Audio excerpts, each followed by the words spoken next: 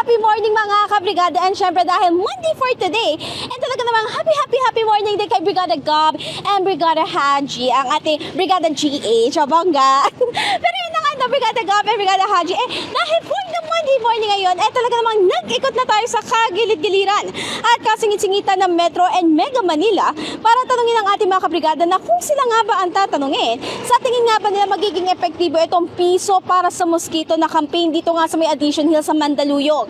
Kasi kung matatandaan nyo na meron tayong tinatawag na Cobra Effect.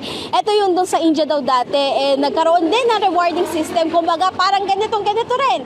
Na ang dati kasi yung problema nila doon ay yung mga cobra. At ang nangyari nga, dahil para mabawasan to, nagkaroon ng rewarding system. Nung una medyo okay daw. And then after that, nagkaroon ng backlash. Dahil may ilan na talaga nag-breed na ng mga cobra para may makakuha ng mga reward. At nagtanongin naman natin ang ating mga kabrigada na kung sila nga ba ang tatanungin, sa tingin nga ba nila epektibo itong mismong kampanyang ito? Ito ang kanilang naging kasagutan. Piso kada lamok? Yes, sir. Siguro magiging epektibo naman kasi karamihan naman ng malamok na lugar, yung mga squatters area, diba? Siyempre, gagawin ng ano yun eh. Kayo, sir, sa tingin nyo kaya may possibility na mag-backlash to sa atin kung sakali? Or makakagawa ba sila ng lamok? Pesos. Oo. All goods yun, te.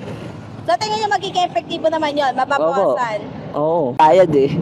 Oo, te. Haantingin ko yung lamok, te. Effective yun, ma'am. Yan ang naisipan nilang ano eh. Okay naman siguro.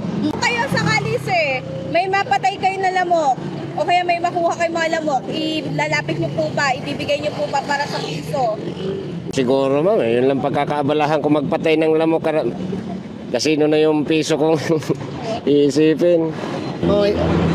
Epektibo. Mabawasan rin yung mga lamok.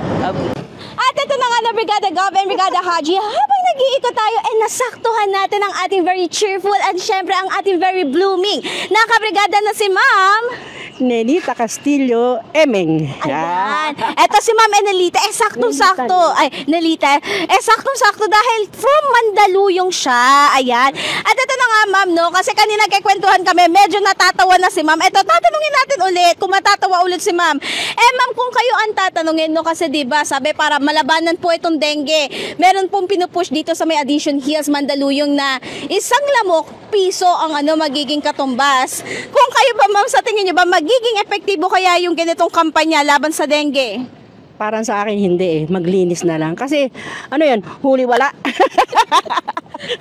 Ano magandang gamitan, Ma'am, pagka ganon?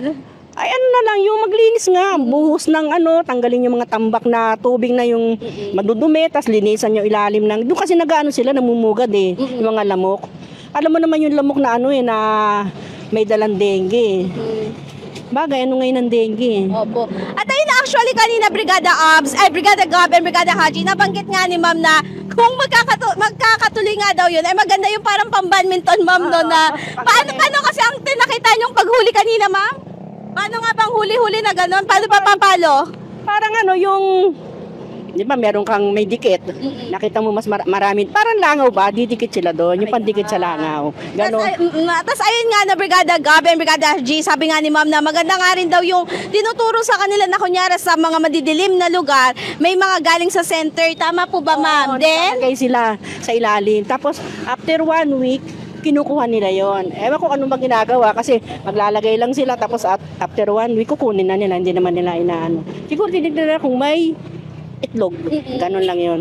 At ayun na Brigada Gob and Brigada Haji, if dahil for the go-go si Ma'am, syempre bibigyan natin siya ng ating Brigada Sleep. At nandiyan yung mga customer niya, kaya ipababay na natin si Ma'am. Baka may gusto pala kayong batiyan, mga kaibigan nyo, kapamilya nyo, whatever. Ang mga kaibigan ko, si April, si Helen, si Tisay, pamilya ko, yun na lang, Castillo Family, Imperial Family ay. Ano ba channel kayo? Ma'am Brigada po. Thank you so much, Ma'am. Brigada News FM Manila, Ma'am. Ayan. Mamaya chismisan tayo mamaya, Ma'am. Ay, paano nyo nalaman na magalit si Ma'am? At then na Brigada Gob, Brigada Ops, Brigada Hodge, magpo-for-the-babay na tayo, kaya naman in the heart of changing lives. Ito si Brigada Ann Cortez ng 105.1 Brigada News FM Manila, the Music News Authority. Ang bahaging ito ay hatid sa atin ng Power Cell Soya Coffee. Masarap araw-arawin.